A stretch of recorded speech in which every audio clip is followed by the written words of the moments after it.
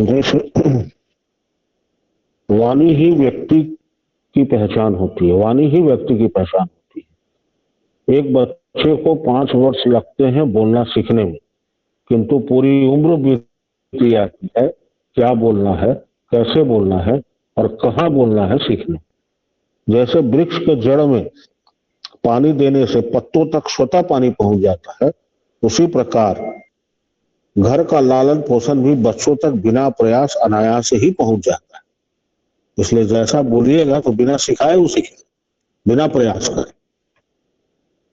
सार्थक वाणी वही है जो भगवत स्मरण करे। किसका जीवन शेष है, हमने क्या सत्कर्म किए थे जो ऐसे महान गुरु बोले। मुझे ऐसे पति मिले जिन्हें मैं पहचान नहीं पाई, वो सदा मेरे साथ हैं। जीवन सार्थक हो इसके लिए एक विशेष आचरण जीवन में उतारना पड़ेगा, जो सबों को ज्ञात है पर उतार नहीं पाते। आप जो करते हैं करिए, पर किसी को आहत मत कीजिए। इस संसार में सबों में कुछ न कुछ गुण अवगुण दोनों है, पर जैसा खाद पानी मिलता है वही अवगुण गुण अवगुण फलता फूलता है। जीवन पुष्पित हो इसके लिए निम्नलिखित नियम का पालन करना पड़ेगा। थोड़ा कड़ा है। दूसरा है मांस मदिरा से दूरी, शिकायती व्यक्ति से दूरी, स्वाध्याय, अपना निर्णय स्वयं करे और नाम जप निरंतर चलता रहे। इसमें ऐसा कुछ नहीं है जो किसी को मालूम नहीं है, सबको मालूम है। अभक्ष भोजन विचार को चंचल बना देता है, अतः इससे बचना चाहिए। पेट में गए जहर से बचा जा सकता है, पर कान में गए जहर से बचना असंभव है। अतः जहां तक संभव हो निंदा करने वालों से दूरी रखनी चाहिए। स्वाध्याय विचार बनाता है और उत्तम विचार जीवन निर्माण में सहायक होता है। साथ ही किसी के कहे पर नहीं अपितु अपने विवेक का उपयोग करते समझदारी पूर्ण अपने जीवन का निर्णय करना चाहिए। नाम जप सांसों को स्थिर करता है, इसलिए इससे पहले कि सांसों की माला टूट जाए जितना अधिक हो सके जप की आदत डालनी चाहिए। यह सब न सिर्फ जीवन सफल बनाएगा अपितु आप सभी पूर्ण योगी बन जाएंगे। आप सबों का कल्याण हो। जय गुरु। बात बहुत छोटा है, हमारा परिचय, हमारा बोली, हम जैसे बोलते हैं उस हिसाब से हम पहचाने जाते हैं। कपड़ा पर ध्यान देने से ज्यादा लोग यदि अपने आचरण पर ध्यान दें कि हम क्या कर रहे हैं, इससे हमारा घर, पहले तो शुरुआत घर से हो, फिर परिवार, फिर समाज पे क्या असर कर रहा है। यही विवेक जब छूट जाता है तो असंयमी हो जाता है, और असंयमी व्यक्ति फिर क्या करेगा इसका कोई लिमिट नहीं, वो सीमा से बाहर ही करे। क्योंकि सीमा के अंदर है तब तो ठीक है, सीमा के बाहर गया तो असंयमी हो। इंसान के जीवन में उसको अगर ये पता हो कि हमको पाना क्या है, करना क्या है, तो एक लक्ष्य की ओर चल पड़ेगा। वो हमको यहां से स्टेशन जाना, तो आप कैब बुक कर सकते हैं, ऑटो ले सकते हैं, मोटरसाइकिल बुक कर सकते हैं, किसी भी इष्ट मित्र का गाड़ी मांग सकते हैं, ड्राइवर की, ये आप कर सकते हैं। ये सारे उपाय आपके पास है। लेकिन यदि जाना है, अच्छा पकड़ लेंगे, बहुत ट्रेन है, तब तो आप घर में ही रह जाइएगा, कहीं पहुंच नहीं पाइए। तो पहुंचना है तो पहले निकलना पड़ेगा। हम किसी को खुश नहीं कर सकते और कोई किसी के लिए कुछ नहीं करता। खुश होना अपना स्वभाव है। खुश होने के लिए बहुत रुपया, पैसा, कपड़ा लत्ता, भोजन की आवश्यकता नहीं। खुश होने के लिए मन की आवश्यकता है। यदि आप विवेकी हैं तो कोई एक कप चाय पिला देगा ना, तो उसमें भी आप बहुत प्रसन्न हो जाएंगे कि हमको चाय पिलाया। और यदि आपको कमी देखने की आदत है तो 56 भोग भी लगा देगा, तो कहीं नमक कहीं चीनी का निकाल। सामने वाला क्या है वो कितना भी भाव से रहेगा, लेकिन वैल्यू उसी की होगी जिसको आप महत्व दें। हम महत्व देते क्यों नहीं?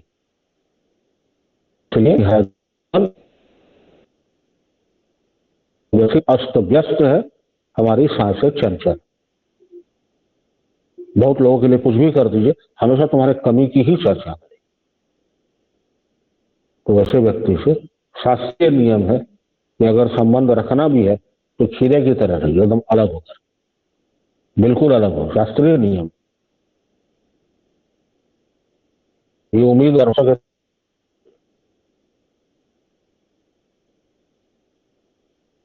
कोई किसी से कुछ करता नहीं, हमको अपने लिए खुद काम करना पड़ेगा,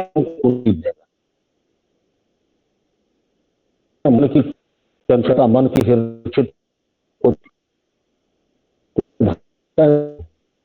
हमारा कोई दिनचर्या नहीं है, पूजा पाठ भी फॉर्मेलिटी ना, उसके प्रति प्राप्ति का कोई लक्ष्य नहीं है हमारा। स्नान भी कर रहे हैं तो बच्चे आधा घंटा बैठ गया, कर लिए अपना, उसके गहराई में उतरने का प्रयास नहीं कर।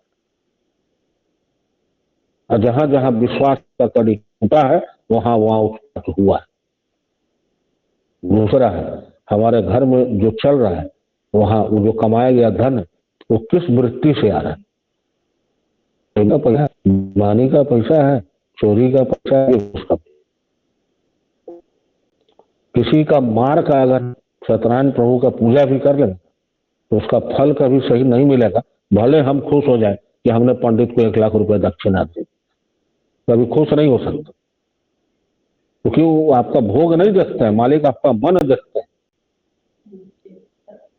और हाथ में कुछ नहीं है, जेब खाली है, लेकिन हाथ जोड़ प्रभु से अगर ये वरदान मांग लीजिए, प्रार्थना कीजिए, यह प्रभु जीवन में बहुत कष्ट है, उसको दूर कीजिए, ये ज्यादा महत्व।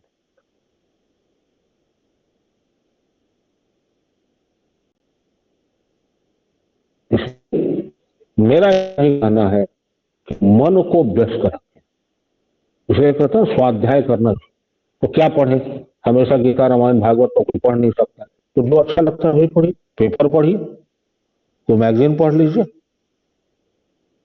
करना पड़ेगा। क्योंकि इस संसार को आपको अकेले ही जीना है, परिवार में लाख है उससे मतलब नहीं है।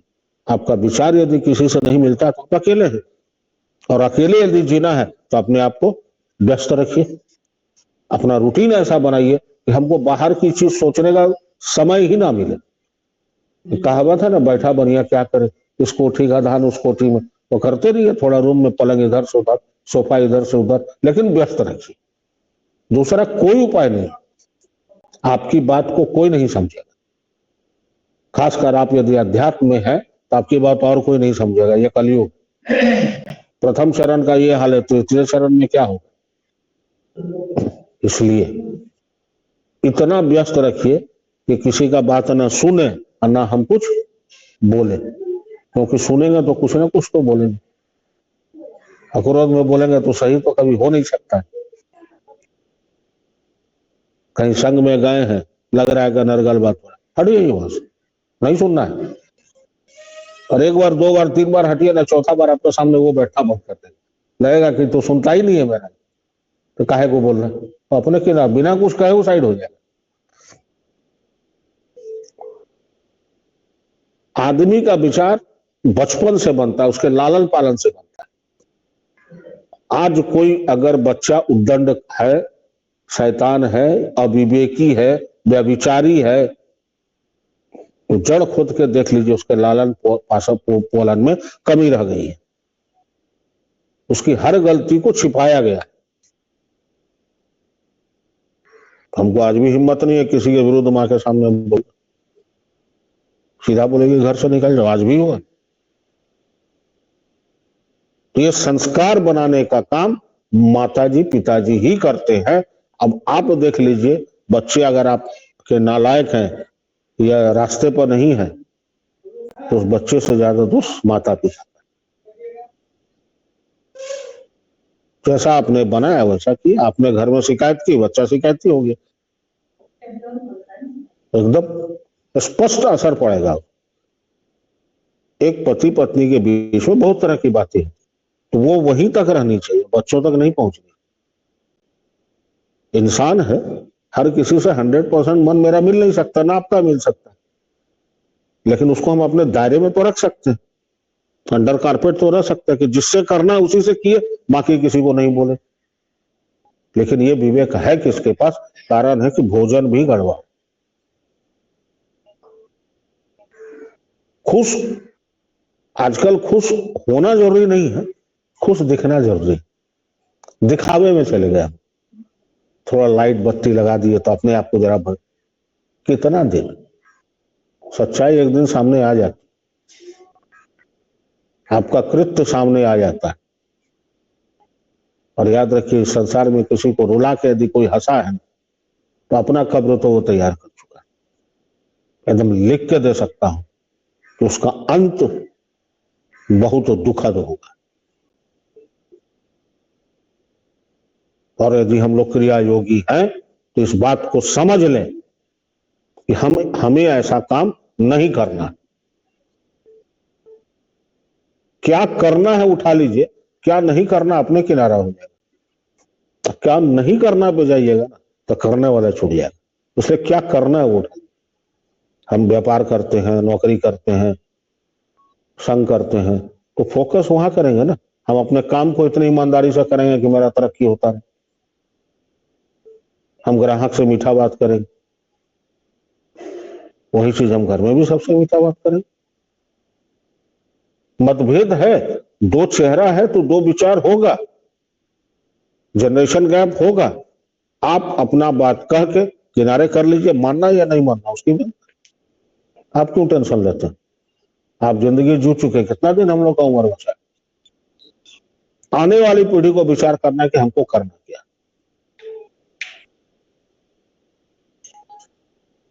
महत्वपूर्ण ये नहीं है कि आपके अंदर कितनी काबिलियत है, महत्वपूर्ण ये है कि आप कितने विवेकपूर्ण व्यवहार करते। यदि व्यवहार ही नहीं है तो फिर सारा चीज बेकार हो। तो हम लोग क्रिया करें, डूब के क्रिया करें और हमेशा विचार करें सोने से पहले कि आज मेरी बोली से किसी को कष्ट तो नहीं हुआ। और जो लगे कि हमेशा मेरे बारे में निगेटिव ही कहता है, धीरे धीरे धीरे उससे दूरी बना ली। मानसिक दूरी, हो सकता है घर का ही कोई मेंबर हो, तो घर से बाहर तो नहीं जाइएगा, मानसिक दूरी बना ली।